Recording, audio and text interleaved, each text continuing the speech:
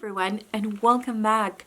Today I want to do a haul for you. As most of you know, 90% of my personal physical TBR comes from a secondhand store. Most of them are from Goodwill, and I also have a few other books that I got in a packet that I got from Amazon in a bundle, so I want to share them with you as well. They were super cheap and almost like thrifted, so I don't know why. I was curious about that author. I'll talk about more when we get to that, but let me start with the Goodwill ones. Now, if it's a paperback, they're all $2.99, and if they are hardcover, they're $3.99. Sometimes Goodwill has a sale where, you know, everything that's green or everything that's blue, it's 50% or 70% off. So I've gotten quite a few good deals. However, I don't purchase any books because they're on sale, but just something that piques my interest and I want to literally read and not just something to collect. Now, the first one that I'm going to talk about is one that I'm really excited about, and is my grandmother asked me to tell you she's sorry. Now, this is by Frederick Backman, and Frederick Backman is, you either love this guy, his brain, his characters, his depth, his humor, and you can stop reading his books, or you hate every single book. You don't get it. You don't understand how people love his writing. I fall in the first category. He can write anything and I'll read it. It's not that I have read everything that he's written this far, but everything that I've read, I loved. Now, I read this book. I can't remember the name, so I'll put it on the screen. And it was so funny. In the beginning, I remember I was listening to it and I was doing chores around the farm and I was laughing out loud. I was just crying laughing because the character that he developed is this one older lady that she's so funny to me. She's so funny, and she reminds me of somebody I know in my personal life that I was loving it. And then I remember it got to a point where it got very, very emotional and I was crying. And Frederick Backman does that for me.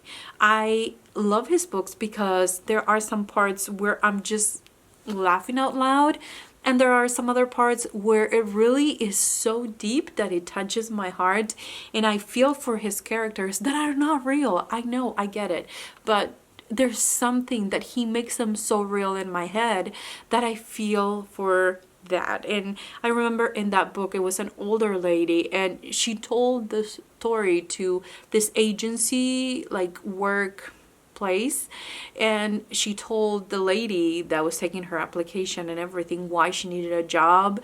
And if you read that book, you know what she said, and oh my gosh, I was bawling. I feel like it's such a fear that a lot of people have in their hearts today, especially older people, that it just touched my heart. And I was like, no, I can't do this. So anyway, long story short, I love that book so much. I started to read Beartown. I had to put a hold on it because I was trying to finish other books, but definitely it's something that I can sit down and devour one of his books in a day.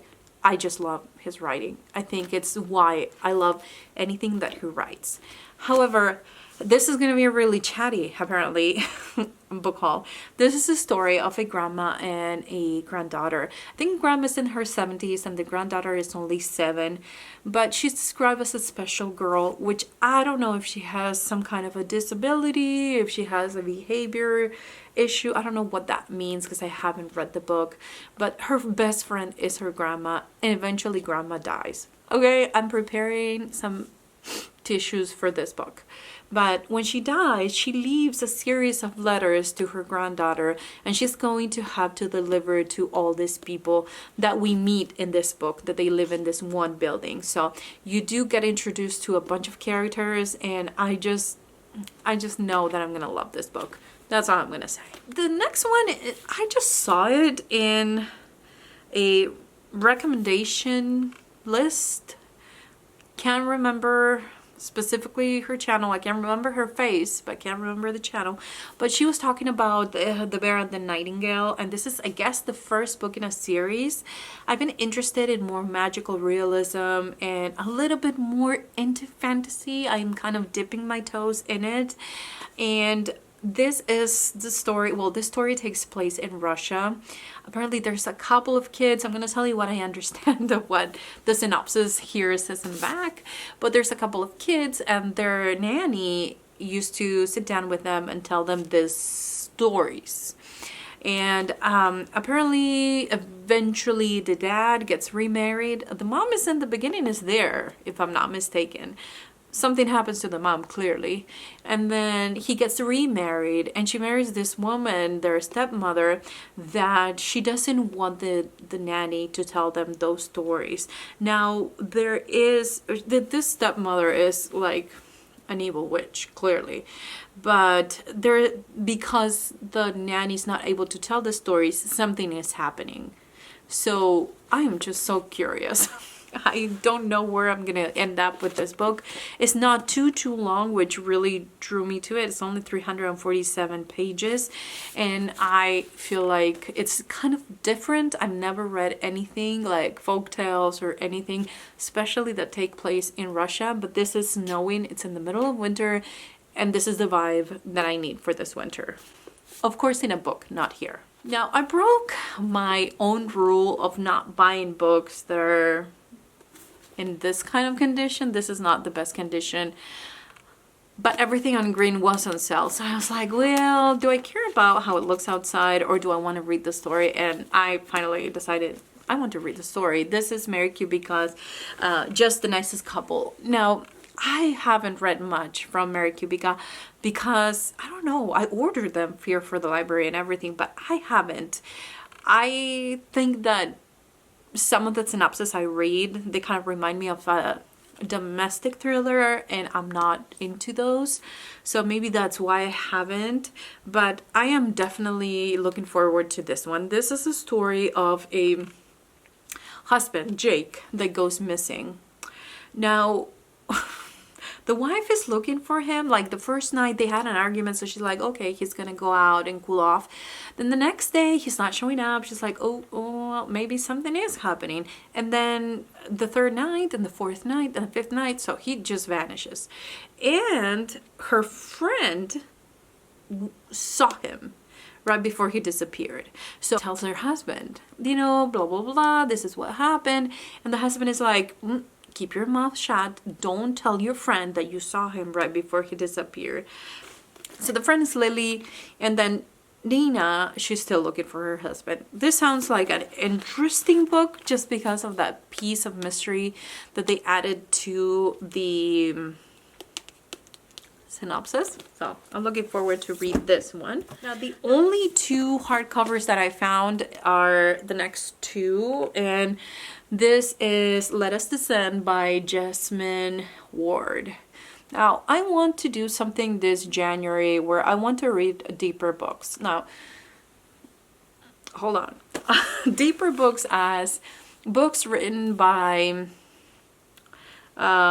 maybe Black authors, maybe more Latin or Hispanic, or, you know, just people from different cultures. I feel like I used to read a lot more diverse book, and then all of a sudden I stopped. I started reading thrillers, and I thought that was my jam. However, every time I read one of the synopses, I'm just like, yeah, I don't know why I stopped reading this kind of book. But this is a book of the month, November of 2023, actually, pick. And this is the story of a woman that's a slave. And she was, okay, so her master is the father of her daughter, and not because she wanted it. That's all I'm going to say. So the daughter is growing up, and we learn from the beginning that she, the mom, the slave, is training her to fight. So So they go in the middle of the night to this one clearing in the middle of nowhere where she has some kind of a spear or, you know, some kind of tool that she can use for fighting. And she's teaching this little girl how to protect herself. And while she's doing that, she's telling the story of her grandmother, who was a hunter for the king in somewhere in Africa. So she's telling the story, and also we're kind of learning how she got to be the slave of this man. And there's also something happening between the father of this girl, the master, and possibly wanting to do something to his daughter. So it is very heart-wrenching to read this kind of story, but I think it's very important to read this kind of stories. I think that there's a voice behind diversity that sometimes we don't hear as often, and I am really interested in, yes, I'm gonna probably end up crying with this story, but it does have a little bit of magical realism. There's like a little bee that symbolizes something in this book, so it does have a deeper meaning that you have to pick up on, and I'm just so looking forward to read this book. And again, it does have kind of a bigger font, and it's not a huge book, so I think I can finish it in a day. But I really want to read more books about different people with different experiences, different cultures, and, you know, different backgrounds. That's all I want to say. That's why I picked up this book, even though it's not what I typically would pick up. Then we have the Exiles or Exiles. This is by Jane Harper. I think this is part of a series, and I do have the first, if I'm not mistaken, this is the third one, and I have maybe the fifth one. I do have the first two on this series, and this is the story of a woman that goes to a fair, and then they find the baby abandoned and she vanished. Eventually, there's this kind of it's a celebration where her friends get all together. This is in Australia, and they are welcoming a new addition to the family, but there's this investigator, Aaron Falk, who is there, and it's like something is happening. This doesn't add up, and it's probably deeper than what these people are saying. So this is something that I want to get to. I don't know if I should read it in order. Now I got not 3 but 4 books from the author C.J. Tudor, and these are supposed to be some kind of thrillers that they have very unique, or at least, or usually what I read, kind of different from what I read typically. And this one is called The Taking of Annie Thorne. And this is the story of a little girl that vanishes. Like, she completely disappears. She went missing one night, and then they were thinking, you know, she's never gonna come back, but she does come back. But she won't tell anybody what happened to her, which is not uncommon for people that are either kidnapped or, you know, something traumatic happens to them. But she's not acting right, and her brother can tell that she's not the same little girl. Now, so he gets an email in his inbox, and it says, "I know what happened to your sister, and it's happening again." Tell me that this is not really interesting. Now, the second one is The Burning Girls, and this says 500 years ago, 8 martyrs burned. 30 years ago, 2 teenagers vanished, and 2 months ago, a vicar died mysteriously. And this is the story of a reverend and his daughter Flo, who are looking for a fresh start, and they get a new job, new home, but they come into this kind of close-knit community that are a bunch of weirdos and very superstitious. So now, I don't know what that means, but it sounds interesting. Now, the next one is The Chalkman, and I have heard great things about this book, and I'm going to read the back for you because it doesn't really make sense to me. It says, "None of us ever agreed on the exact beginning. Was it when we started drawing the chalk figures, or when they started to appear on their own? Was it the terrible accident, or when they found the first body?" I think this is a serial killer book, if I'm not mistaken. That's what I remember. But there's a little blurb by Stephen King that says, if you like my stuff, you'll like this. I like Stephen King stuff, so we'll see. And then the next one is The Hiding Place, also by C.J. Tudor. And this is a story of a guy. Something happened. There was a betrayal, a suicide, a murder.